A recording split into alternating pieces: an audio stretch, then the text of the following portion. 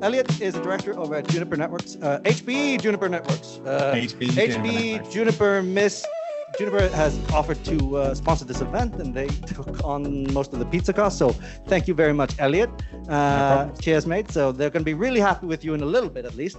So this is the part where we pay for the pizzas, but Elliot actually does it in a really fun way. So I am going to get a webcam going so that you'll be able to see someone at least. But Elliot, I'll let you take it away. Lovely, jubbly. Thanks, Stein. So again, thanks everyone for staying. I know I'm between you and beers and pizza, so I won't take up too much of your time. Stein, thanks ever so much for inviting me to this. So we're going to dive straight on in. Stein mentioned it already. HPE acquired Juniper in July. So what does that mean for everyone in the room who's a network engineer? What that means is the two leaders of the Gartner Magic Quadrant of campus and branch are joining forces. In terms of product roadmap and anything like that, if anyone wants any of that, unfortunately, that is not yet ready. So I will not be discussing anything around products, but what I will be discussing is around why the Mist platform is so exciting and why everyone should stand up and listen. So let's talk about us in the room. So I've been in the networking industry now for just over 20 years. I may not look it, but I'm a lot older than I seem. It's safe to say that when I'm trying to hire new people, it's safe to say that we are a dying breed. Networking isn't deemed the sexy profession anymore. If we look at the team, let's have a look at my team, for example, or across Juniper or across any networking vendor, you can sort of see that a lot of the engineers or SEs or whatever you want to say are set to retire. Same within your organizations. You probably realize that there may be a few of us that are approaching that lovely retirement age. Now, also, we're asked to do more with less. So costs are rising for all of us. Service degradation is an absolute killer. So what that actually means is, I don't know how many of you actually, say you attend a library or an event and you have a bad experience on the Wi-Fi. Do you ever raise a ticket? Probably not, because you're visiting the store or whatever it may be. But what that does do is leave a bad taste in your mouth. And that's what service degradation actually is. It's becoming more and more rife. Of course, with everything that happened at the beginning of the year and, all the lovely stuff that's going on in the US at the moment, we are seeing inflationary and market pressures asking us again to do more with less. And finally, digital transformation seems to be the hot topic. Obviously, AI is the latest buzzword, if you will, but digital transformation is the piece that's in most mission statements across most businesses, probably something that you recognize within your own business. But what's important about that digital transformation is it starts at the foundation. And guess what? The foundation of any network is? It's us, right? Any business is the network. So why are we different? So I came from the big C word many moons ago. I was a Red Hat engineer prior to that and touched on DevOps for a few times. But if we look at traditional networks, they look at it from a real kind of top-down approach. Are my switches operating at the correct utilization? That must mean that all my clients are having a good time. Whereas what Mist does is we look at it from the ground up. So we look at it from a client perspective. So how is a client actually experiencing the network at any one given time? Very, very different approach. And it can be a bit of a mind shift for people that are used to the classic way of doing it. Again, AI is the marketing buzzword, and I'm going to spend a lot of time on that in a very short second. But AIOps is the latest buzzword, but it's here. It's not false. Stein can attest to it. Mist is actually running in that room, I believe, at the moment. Absolutely. So it's there here. It's living. It's breathing, and it's one of the reasons why we are so popular. Another one is we've been developed from the ground up. So what that means is Miss Christmas Thursdays, which now is typically every 3 weeks. New features are published onto your environment. No need for any upgrades on your behalf. You just log in and you can start utilizing those new features. Same if there's bugs. We're human. If there's bugs or vulnerabilities, it's nice and easy for us to create a patch. If we look at the crack vulnerability that hit every Wi-Fi vendor about 3 years ago now, it took us less than 24 hours to have a fix and rolled out to all of our customers. absolutely mind-blowing, especially when you talk to some banks across the globe that aren't running Juniper Mist networks and still haven't patched their environments because it's too hard and too difficult for them to actually do that. So they'd rather run the risk. And then we have the digital engagement bit. So what does that actually mean? That means that we can start monetizing your network. I know it sounds dirty as network engineers, but trust me, it's very cool. And some of the use cases are very sexy indeed. And to top this all off, we're 100% API. So a lot of our sort of largest customers, so think of the Googles, the Amazons, for example, they don't even use our interface. They pull it into their own because everything is pulled out via API. We've got some sexy integrations that I'll talk about soon as well, but it's all nice and great. So what the hell am I actually talking about? So what do we deliver? So essentially, we are talking about the whole campus and branch stack. So as I said, everything is built from the ground up. So everything is cloud-based. So that means our access points don't require any controllers. Everything is built to the cloud. All of our switching is able to be managed by the cloud. SD-WAN, NAC, we are the only, well, actually, there are a few other vendors now, but we are built from the ground up, the only ones that are built from the ground up to use NAC in the cloud. I'm sure Stein can wax lyrical about around NAC. I won't talk about that today. And then we have the whole piece with the whole data center piece and the routing piece as well, but I won't talk about that today. So I'm very fortunate. I get to go to a lot of events around the globe. I was at an event called GITEX in Dubai last year, one of the world's largest kind of networking events, if you will. It is absolutely ginormous. I was completely dumbfounded by how many people were talking around AI. If I was there, I'd ask you guys to raise your hands and say who's sick about hearing about AI. I'd also raise my hand at that point. When I was talking around to a lot of these companies saying that they were doing AI, you'd lift the hood and try and do a bit of drilling into what they're actually doing. They're not doing AI at all. They're just using it as a nice new sexy marketing term. So there is something hitting the industry called AI washing, something to be very, very conscious of. It is rife, but this is not AI washing. Now, the other thing that we tend to hear around AI is it's all over the press. It's in a lot of negative press, to be honest. That could be around job losses. It could be around warfare. It could be misuse, loss of control, etc., etc. It's coming at us from everywhere.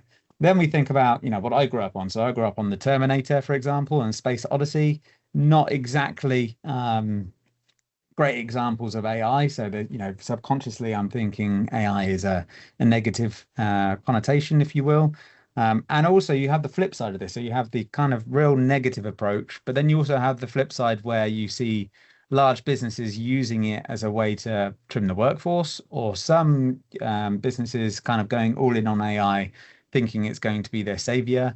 The trick is, well, the real story is it's not going to be the real savior. It will certainly help in certain situations, but it is not the savior that the press are praising it to be. Now, I'm sure we've all been on a Teams call. Hopefully my network connectivity is quite good right now, but I'm sure we've all been here. I know I have many, many times. Many moons ago, I was an operations engineer, and I would get something in where a client was having a bad time on the network. It would be the service call that I would tend to try and shy away from. I would hide, duck under a desk, because it would be an absolute nightmare to try and figure out what the actual root cause was, and there'd be no thanks. It's a very, very thankless task. Now with Juniper Mist, oh, I've gone too far. Now with Juniper Mist, you're actually able to ask it in human language, what's going on with my Teams call, and then it will pull together all of the different information points and tell you exactly where that problem is across that chain. So the key thing here is this is data, all right? Everything that you see here is all around data. Now, we've been on this journey for a very, very long time now, just over 7 years. So we started off at stage 1, again, data, but we are moving very, very quickly towards stage 5. So we're currently in stage 4, moving towards stage 5. So there's a lot of stuff that we have in alpha that's around self-driving, which is very, very exciting. But it's taken us a very, very long time. Now, AI is a word, and ML is a word that's used interchangeably for many different things. But what actually is it? So the easiest way for me to describe AI is AI is my story. Okay, to create my story, I must have multiple chapters. Those chapters tend to be a beginning, middle, and an end, if you will. Now, those chapters can be categorized into the 4 different points that you see there. But the easiest way for me to do it is, AI is a collection of models. Okay, that's the most simplistic way of me being able to coin it. Now, what are the different types of ML models that you actually have? So generative AI is the one that everyone is well and truly aware of. If you've used ChatGPT, Claude, Midjourney, etc., then you're using generative AI. Generative AI is the ability for the machine to create text, audio, video, etc. It's exceptionally good at that. When I was walking around, when I talked to a lot of other computer vendors, if you will, they all talk around what they're doing with AI. 99% of those people are talking around generative AI. Okay, it's the in vogue, fashionable term. In fact, the latest fashionable term is Agentic AI, but I'll come on to that shortly. For me, generative AI is not that exciting. Okay, it's cool, but it's not that exciting. What is exciting is something called supervised learning. So any keen photographers in the room will know what metadata is. Metadata is the ability to tag data with certain points of information, such as exposure, focal length, ISO, etc. Supervised learning is tagging data with metadata so that we can then understand what's going on with that data. Then we have unsupervised learning, which is looking at untagged data. And then we have something called reinforcement learning. So we're going to cover all of these and where these are actually utilized within the Mist platform. Now, AI has been around for a very, very long time. The term was first coined in the late 50s. We first saw our real piece in the 90s. I've been working with customers, because I've been with Juniper for 10 years. And I'd say for the last 9 years, I've worked with some large organizations that have been using supervised learning very, very deeply and very, very integrated into their business. It's not new. I know that the market make it feel like it's new, but it's not new. It's been around for a very, very long time. Now, there are different types of AI. So what we spoke about before was different types of ML. There are also different types of AI. So very, very quickly, a little brief history lesson.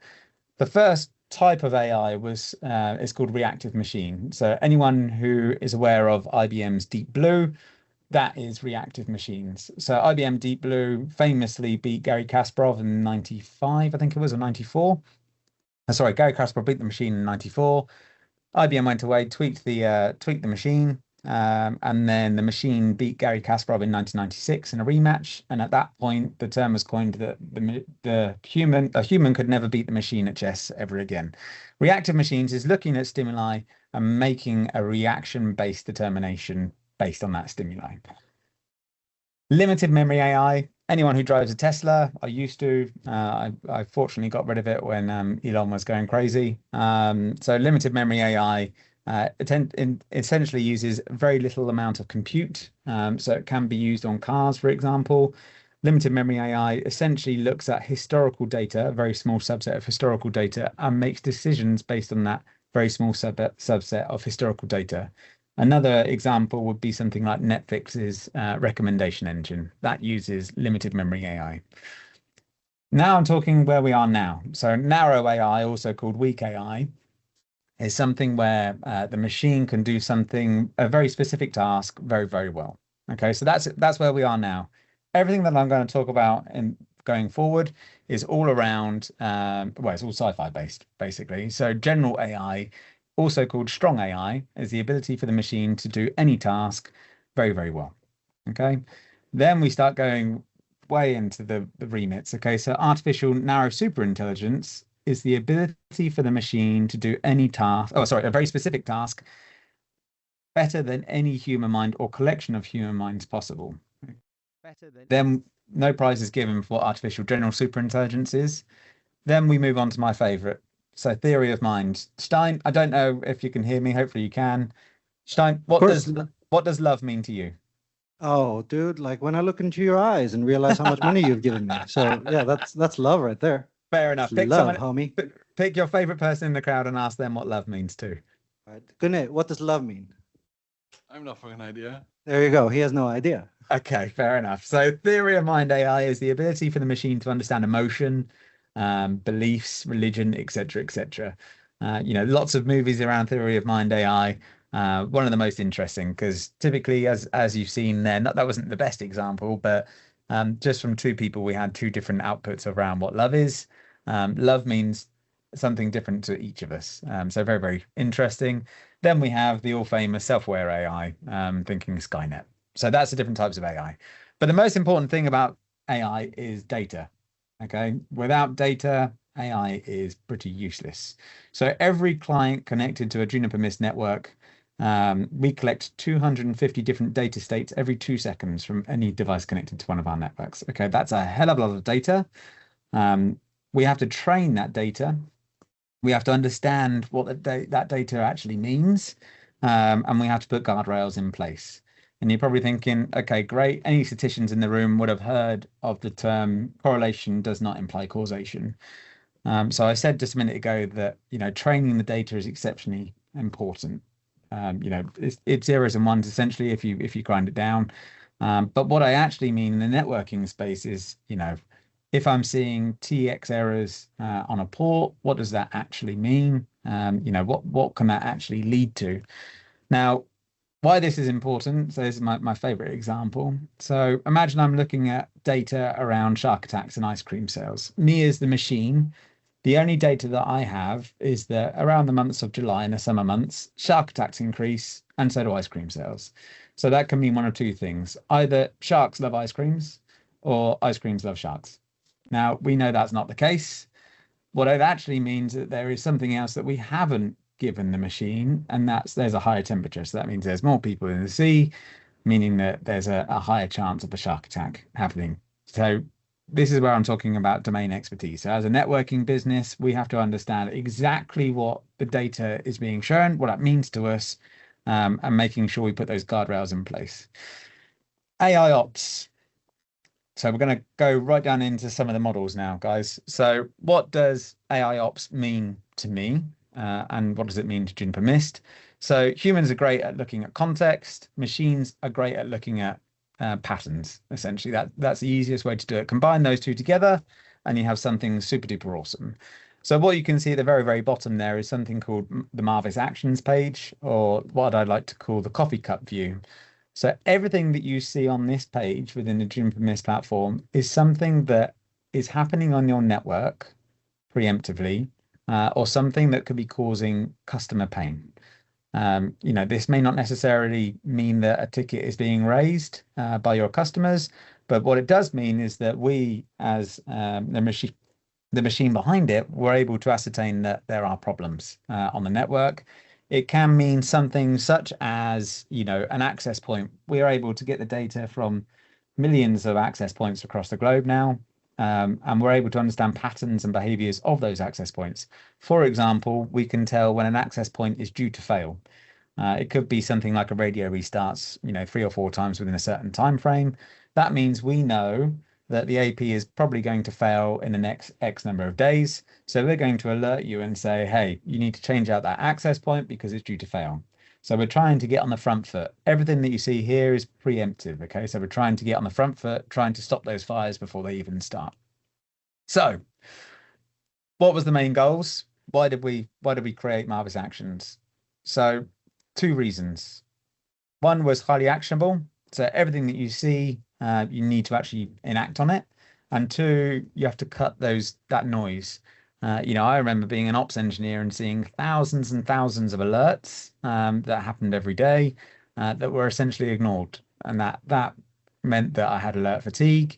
You had to kind of learn what was the real alerts that you needed to kind of act upon and those that you didn't. So we're trying to remove that. And as I said, we're trying to make it actionable. So anything that you do that we raise to you, you have to action upon that.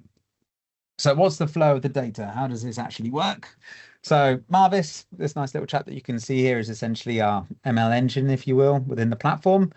So it gets data. So it gets stats from devices. It also gets events from data and clients as well, and stats from clients as well. Then they create something called a service level expectation. So the service level expectation is how the client views the network. So using those stats and events, we're able to see how devices or clients are experiencing the network at any one given time. We have something else called Minis, which I'll come on to later, which is a clean stream of data that gets pushed through our ML engine, and that spits out something called an entity event. So an entity event is something that's happening on the network that we believe is happening, that's causing an issue, but it doesn't yet have a high enough confidence score for us to say, hey, you need to go and fix this. So you can view those entity events at any point, but once it has a high enough confidence level, it then creates a Marvis action, and guess what? It loops around. So let's have a look at some of these. So a lovely customer of mine, University of Reading, has provided me access to their network so that I could take some videos. So they've had some bad cables on their environment. So they switched out all of their previous network vendor, and they've actually put in all of the Juniper Mist platforms everywhere. Now, we were able, over a humongous estate, we were able to ascertain that there were 3 bad cables across the whole entire estate, which ports they were, which switch. Once you delve into those, I should have recorded it, but you can actually see how far on the wire we believe there to be an issue. So really, really interesting, because those that bad cable can essentially showcase itself in many different forms and factors that will be client impacting. So how do we actually, how does this model actually work? So we get statistics and edge from and events from APs, switches, and WAN devices. So this isn't from clients. So this is essentially everything on the network. Now the model looks at RX errors, TX errors, disconnects, flaps over a certain period. Now that period is 7 days. The reason for that is because if you have a bad pair, for example, within a cable, it can only evident itself in certain circumstances. So that's why the trigger time is up to 7 days. Okay, so because we require a significant amount of data. The one thing I can say, which I'm very proud about, is that Marvis has never been wrong, ever. And the reason for that is because we gather the data, we understand exactly what's going on, and then we can give it that confidence score. Once it's fixed, it takes up to 7 days to clear that fix. Okay, so you can run it directly from the switch and kind of see if there's any cable errors, but the ML engine itself will take 7 days to actually clear that. Now, what's actually going on in the background? So the model that's actually in use is something called decision tree. So anyone who has been part of a mortgage application or car loan or whatever it may be, you would have been subject to a decision tree. So essentially, this is a yes/no type split. So, am I experiencing RX error? Or am I experiencing port flaps? Yes. Is it happening over a certain period of time frame that I deem interesting? Yes. And so on and so forth, until it gets to that end game where it says, yes, you have a problem. One of my favorites. So if we move around the Marvis actions piece, the anomaly detection is exceptionally cool. So bad cables, we're looking at stuff that we as Juniper Mist are in control of. When we're looking at anomalies, we're looking at things that are outside of the network. So we're looking at DHCP, we're looking at DNS, etc., etc. So what does this actually look like? So this time we're pulling off stats from wired and wireless clients. Now we're using something called LSTM, which I will come on to very, very soon. The trigger time, because we have the information a lot quicker and because the severity is a lot higher, it takes us a lot, we're able to actually identify this issue a lot quicker, up to 60 minutes. The validation time to clear it is up to a day. So we use a collection of ML models this time. So the first one of my favorites, is something called Bayesian inference. Now, the easiest way for me to describe Bayesian inference is if I look out the window and, it's a bit cloudy. So, I think I'm going to say it might rain. It might not. It might, it might rain. Clouds look kind of gray, but not really. Then I go and stand outside. I feel the wind picking up. I see that the birds are moving in a certain direction. They're all flying off into a different direction. I then think, hey, do you know what? I think I've made an error. I should have predicted that. So actually, I definitely think it's going to rain now. Then I'm updating my knowledge, and it's a consistent circle, if you will. So take this in terms of a networking piece. What we're doing is we're constantly within our own organizations, we are updating our own ML engine to ensure that whatever's going on in our environment is consistently learning. So it's consistently improving itself within your site. Then we do something called a REMA. So a REMA, the easiest way is we look back, we look at the differences, and then we move our average. So it's a way of being able to move our average at any one given time.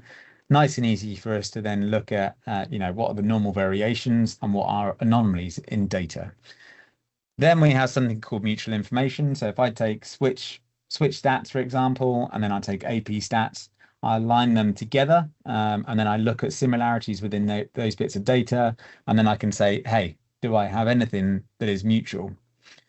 Then going on to LSTM, it's the first piece of what we call deep learning.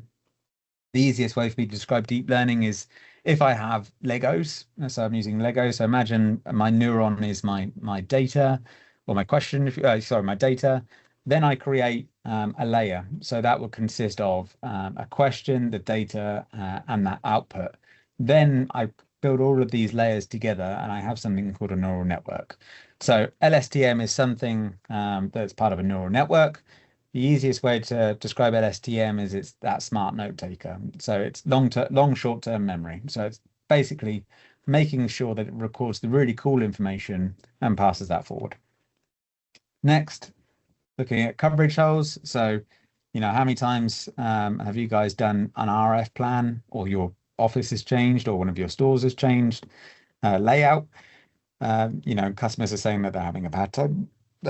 Sorry. Now, looking at coverage hole, you don't need to worry about the RF plane so much. We will tell you if we've identified a coverage hole. Very, very cool. And it's the first time that we start looking at location data. So again, this uses APN client stats. We're looking at anomalies in RSSI. Trigger time is less than 24 hours, and the validation time is up to 7 days. So this is using something called geospatial analysis. So geospatial analysis is able to look at all of your access points across your floor plan, understand which APs are transitional. What I mean by transitional is, APs by the front door, but for example, or APs by a lift. Those would be called transitional APs. So that'd be essentially people roaming away. Then I'm able to also understand the APs around the edge of my building. Now, from all of that, the machine is then able to plot that and understand exactly where your coverage hole is, so where clients are having a bad time. It alerts you. You then have to go and put another access point in. Jobs are good, and removes all those false positives. It's unbelievably cool. Stein, I don't know if you've ever had any coverage holes on any of your customers, because no, we follow the design so well. Yeah. Also, these are real network engineers, not any Wi-Fi losers. Am I right, guys?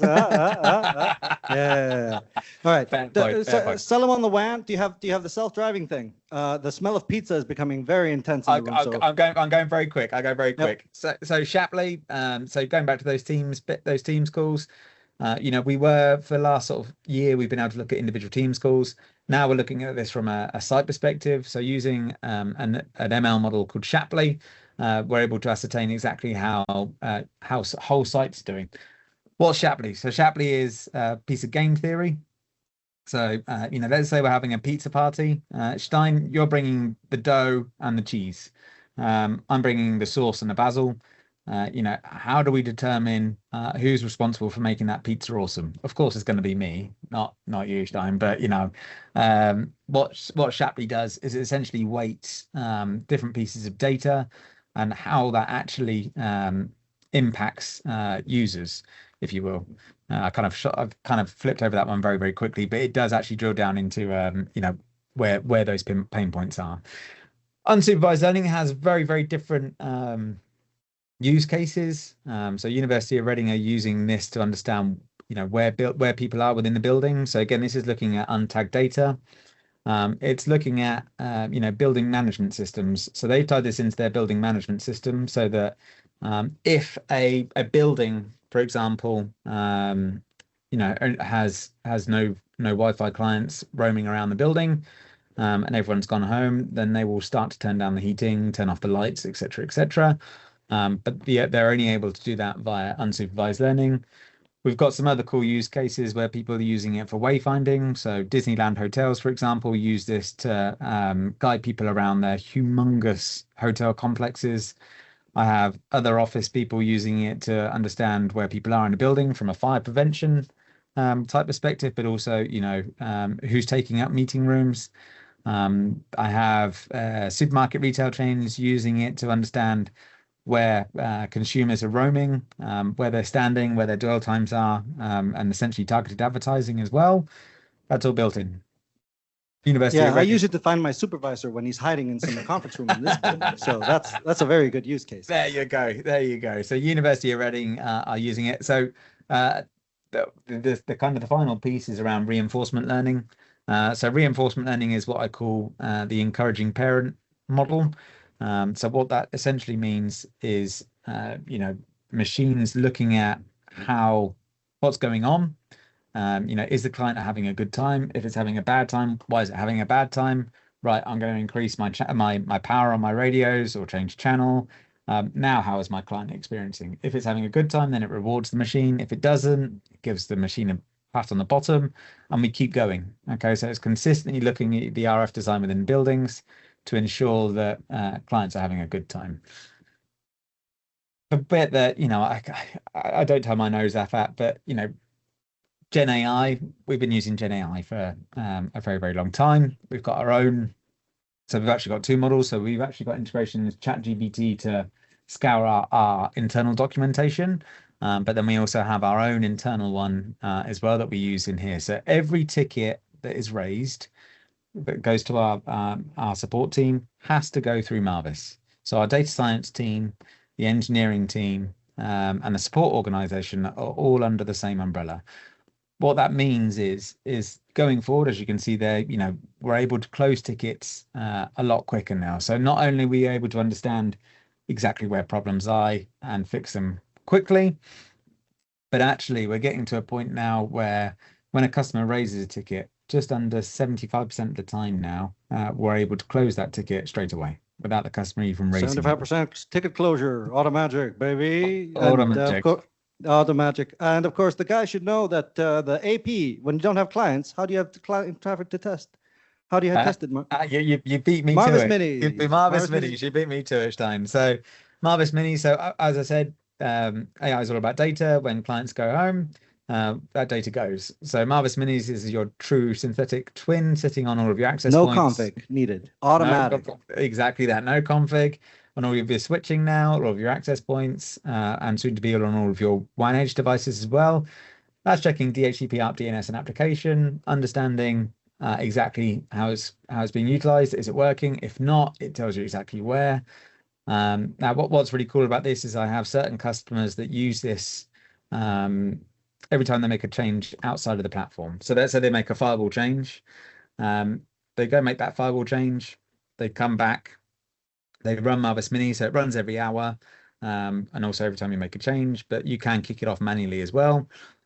So they kick off Marvis Minis every time they complete a change so that they have complete confidence their clients, when they go into the site or store the next day, they're going to have a good time. So that kind of whole testing process is greatly reduced. So this is just a nice graphical representation. What's next? So very, very soon, regional POPs across the globe, we will be putting Marvis Minis in. What that means is then we can start also understanding, hey, if you're having an issue on site, is it due to your ISP or is it due to something that's going on in a public or private cloud? Very, very cool. Now, before I go to the next slide, the next thing that's in vogue is something called Agentic AI. So if you think about everything that I've spoken about before, is essentially getting directions. Agentic AI is that self-driving piece. So as of last week, we've pushed this globally. So this is our first dipping the toe into Agentic AI. Yeah. It's the real first self-driven piece. So for example, if it identifies that a port is stuck, whereas previously it would tell you, hey, the port is stuck. Now it will unshut that port and see if it can actually clear that stuck port. Think of CCTV. So kick that nasty IoT device that you've been hanging out, that printer that keeps going out every 2 weeks. So he'll just give him a little give them a little nudge. Exactly. Some people are nervous about this. It's had an excessive amount of testing. So everyone on my team, engineering, etc., it's very, you very can turn cool. it off by can default. Turn it off. You just turn it on. Exactly that. So you have to give it permission. But it's very, very cool. As I said, this is the dip in the toe. There's lots more to come on this, but we tend to start small and think big, as you should with any sort of automation program. So very, very quickly, what does a Juniper Mist network mean for everyone in this room? We change operational teams from a reactive to a proactive approach. Nice and cool. Again, I remember when I was an ops engineer, whenever I was doing an IT change, you'd plan it, communicate it to the board, go through CAB, then you'd implement, you'd validate. The validation phase typically took as long as it did to implement, and then you'd monitor. Typically, that'd be where I get a phone call at 6 o'clock in the morning saying, Elliot, roll back, the change didn't work. So that was always a nightmare. With a Juniper Mist network, that is essentially completely compressed. So, we do zero-touch provisioning, we do templating. Because it's nice and simple, the communicate phase is greatly reduced. The implementation phase, Stein can attest to this, the implementation phase is exceptionally quick. There's a reason why I have time to organize events like this, is because I have Marvis doing all of this work. This freed me up, guys. Exactly that. So, and then you've got the new validation stage with Marvis Minis, and then you've got the monitoring. So you can sit there and be confident that your network is having a good time. Now, I'm going to skip past all of this. But they get it. They get it. Walmart. If it's good enough for Walmart, it's good enough for Walmart. So, anyone in the room, reach out to me on LinkedIn. Give me your. If you need a patch, just give me a shout. So, very, very last slide, Stein, I promise. No worries. So, this whole kind of revolution has a lot of opportunity for growth, not just personally, but also professionally. I promise you I can make your organization a lot more agile. It's not just a buzzword. I know everyone says it, but it's not just a buzzword. So please be aware of that architecture. The space is completely flooded with it. It's very, very annoying. It does change how people think about networks. So there is a huge shift with anyone with the Juniper Mist platform. We're starting to see that, server teams and networking teams are getting on. Marketing teams and server teams and networking teams are all now working in harmony and actually pushing in the same direction. One thing I would say is, this is the future. So embrace the change or fall behind. There's been many examples of people just kind of settling with the status quo and then, paling into nothing. Achieve that operational zen. So, change yourself from being a firefighter to something that's more proactive. Get ahead of the curve, streamlining operations. Embrace it, guys. Thank you ever so much for your time. Add me on LinkedIn if you want to chat further. I can go into the weeds on different ML models if you want to. I can go through even more. That's just a very kind of high touch point. If you want to chat further, add me on LinkedIn. There's my QR code. Scan that, or reach out to Stein. I'm sure he will put you in. I'll be talking to him about this nonstop. Don't worry. Good man. We'll be doing it over delicious pizza. So give it up for Elliot. Cheers, guys. Enjoy your pizza. And apologies I couldn't be there, man. Apologies I couldn't be there. I'll catch you soon, buddy. Cheers, mate. All right, let's go eat some pizza. Thank you, Juniper Pizza. Wonderful Marvis Pizza.